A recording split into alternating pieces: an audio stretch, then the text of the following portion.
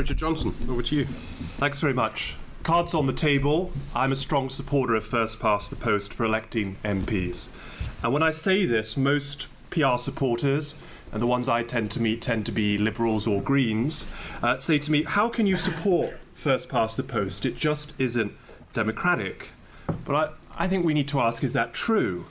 If by democratic you simply mean another word for proportionality, a mathematical transfer of percent of votes to percent of seats as we've just heard, then no, first past the post doesn't stack up very well. But perhaps that's a rather narrow, simplistic view of what a system demands to be democratic. Because when we vote in a UK general election, we're not just voting for a legislature, we're also voting for a government. And governments, by their very nature, are not and cannot be proportionally representative of every voter. There must be winners and losers. And under first past the post, the potential winners and losers in government formation are quite clear during the election itself, at the time when voters go to the polls. If the Conservatives lose, Labour wins. If Labour loses, the Conservatives win. Under proportional representation systems, the winners and losers are not as clear. Some parties in PR systems are like the turd that just won't flush. As we've seen in Germany, PR politics is not a clear choice between a government of the left or the right. Sometimes the party of the left and the right go into coalition together to keep out parties that they don't like.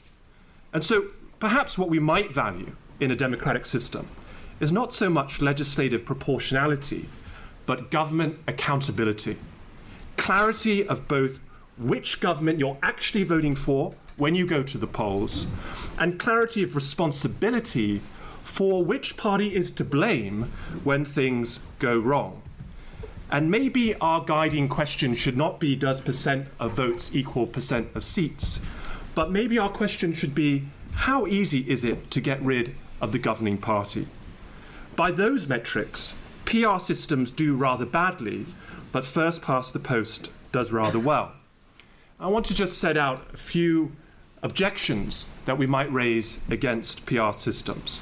PR systems make coalition governments the norm rather than the exception. Disraeli said that England does not love coalitions. And why? Well, I think there are some good reasons. Because the formation of coalition government inevitably takes the hand of selection of government away from the people and to political elites. The choice of who governs you is made not at election time, but after the election by politicians through backroom deals, through stitch-ups, through trade-offs. No one gets to vote on the coalition agreement once it is agreed by the politicians. And that's not good news for small parties either. Because people who vote for reform, if reform had to go into a coalition government, reform would have to give up a lot of the policies that people who vote for reform want to see. And so we have to be realistic about what the alternative delivers. PR also reduces the ability to translate manifesto promises to policy outcomes and legislation. There is a taboo in this country against breaking manifesto promises. It doesn't mean that parties don't break manifesto promises, but it means that there is a taboo against it, and there's a political cost for doing so. But under PR systems, manifestos would not be programs for government or outlines for government. They'd be initial bargaining chips for post-election coalition stitch-ups. And what that would incentivize is for political parties to make wilder and wilder promises in their manifestos, because they won't have any intention of keeping them or holding them to account, because they can blame the fact of not delivering them on the post-election coalition agreement. This leads to a more transactional form of politics, a politics that's a trade-off, not between a battle of ideas, but a battle of ministerial limousines. Which party is going to get which government ministry? It produces a more fragmented, inward-looking politics, which doesn't incentivize parties to think about the wide interests of the country to form government. Now, I also think there are certain virtues of the first-past-the-post electoral system that we don't see in PR systems. One is the constituency link with your MP. This is something that I've done a YouGov poll on this, and it is very popular among the British public.